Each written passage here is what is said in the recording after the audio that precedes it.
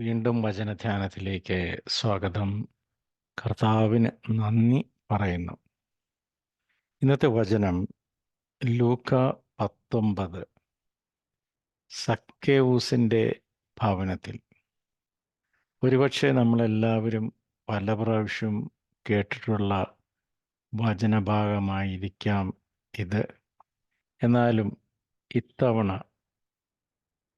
വായിച്ചു കഴിഞ്ഞപ്പോൾ അതിന് കൂടുതൽ വ്യക്തത വരുന്നു. യേശു ജെറീക്കോയിൽ പ്രവേശിച്ച് അതിലൂടെ പോവുകയായിരുന്നു. അവിടെ സക്കേവൂസ് എന്നു പേരായ ഒരാളുണ്ടായിരുന്നു. അവൻ ചുങ്കക്കാരിൽ പ്രധാനനും ധനികനുമായിരുന്നു. ചുങ്കക്കാരിൽ ധനികൻ, ചുങ്കക്കാരിൽ പ്രമുഖൻ എന്നൊക്കെ പറയുമ്പോൾ അന്നത്തെ കാലത്ത് അതൊരു നല്ല ജോലി ആയിരുന്നില്ല. അത് കണ്ടമാനം കറപ്ഷനൊക്കെ ചെയ്ത് നാട്ടുകാരെയൊക്കെ ദ്രോഹിക്കുന്ന ഒരു റോളായിരുന്നു. അപ്രകാരം ഉണ്ടാക്കിയ സമ്പത്തും അവൻ്റെ കയ്യിലുണ്ടായിരുന്നു. അപ്പോൾ യേശു ആരെന്ന് കാണാൻ അവൻ ആഗ്രഹിച്ചു. അതൊരു വളരെ ഇമ്പോർട്ടൻ്റ് ആയിട്ടുള്ള കാര്യമാണ്. യേശു ആരെന്ന് കാണാൻ അവൻ ആഗ്രഹിച്ചു. പൊക്കം കുറവായിരുന്നതിനാൽ ജനക്കൂട്ടത്തിൽ നിന്നുകൊണ്ട് അത് സാധ്യമായിരുന്നില്ല. യേശുവിനെ കാണാൻ വേണ്ടി അവൻ മുമ്പേ ഓടി. യേശു വരുന്ന വഴിയിൽ അവൻ മുമ്പേ ഓടി ഒരു സിക്കമൂർ മരത്തിൽ കയറിയിരുന്നു. യേശു അതിലെയാണ് കടന്നു പോകാനിരുന്നത്. അവിടെ എത്തിയപ്പോൾ അവൻ മുകളിലേക്ക് നോക്കി പറഞ്ഞു, സക്കേവൂസ്, വേഗം ഇറങ്ങി വരിക. അപ്പോൾ ക്രിസ്തുവിനെ കാണാൻ തീക്ഷ്ണമായി ആഗ്രഹിക്കുന്നവരിലേക്ക് ക്രിസ്തു കടന്നു വരും.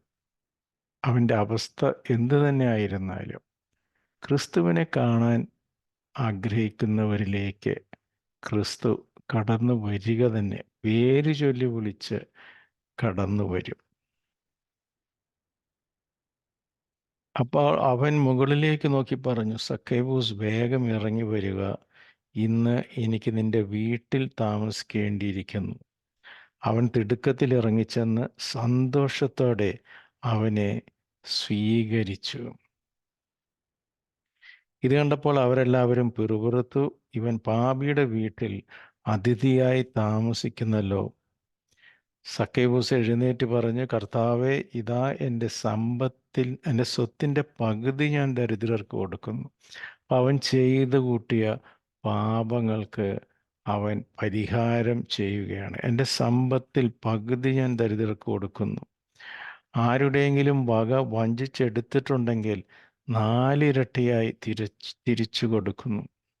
അപ്പോൾ പശ്ചാത്താപം മാത്രം ഉണ്ടായ പോരാ, പ്രായശ്ചിത്തവും വേണം.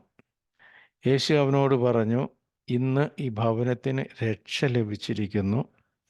ഇവനും അബ്രാഹത്തിൻ്റെ പുത്രനാണ്. നഷ്ടപ്പെട്ടു പോയതിനെ കണ്ടെത്തി രക്ഷിക്കാനാണ് മനുഷ്യപുത്രൻ വന്നിരിക്കുന്നത്. നഷ്ടപ്പെട്ടു പോയതിനെ കണ്ടെത്തി രക്ഷിക്കാനാണ് മനുഷ്യപുത്രൻ വന്നിരിക്കുന്നത്. അപ്പോൾ നമ്മുടെയൊക്കെ അവസ്ഥ എന്തു തന്നെ ആയിരുന്നാലും ക്രിസ്തുവിനെ അറിയുവാനും രുചിച്ചറിയുവാനുള്ള ഒരു ആഗ്രഹം നമ്മിലുണ്ടെങ്കിൽ കർത്താവ് നമുക്ക് വെളിപ്പെടുത്തുക തന്നെ നമുക്ക് വെളിപ്പെടുത്തുക തന്നെ ചെയ്യും. അപ്പോൾ നമുക്ക് പശ്ചാത്താപം വേണം, കർത്താവിനെ കാണുവാനുള്ളൊരു ആഗ്രഹം വേണം. ഇത് രണ്ടും ഉണ്ടെങ്കിൽ ക്രിസ്തു എല്ലാവർക്കും സമീപസ്ഥനാണ്. ആർക്ക് വേണമെങ്കിലും ചെവി കൊടുക്കുന്നവനാണ്, തല ചായ്ക്കുന്നവനാണ് കർത്താവ്. 2 കാര്യങ്ങളാണ്. ഒന്ന്, ക്രിസ്തുവിനെ കൂടുതൽ അറിയുവാനുള്ള തീക്ഷ്ണമായ ആഗ്രഹം, അത് നമുക്ക് വചന വായനയിലൂടെ നമുക്ക് സാധിക്കും. രണ്ടാമത് പശ്ചാത്താപം, പിന്നെ അതിന് പരിഹാരം ചെയ്യുവാനുള്ള ഒരു മനസ്ഥിതി.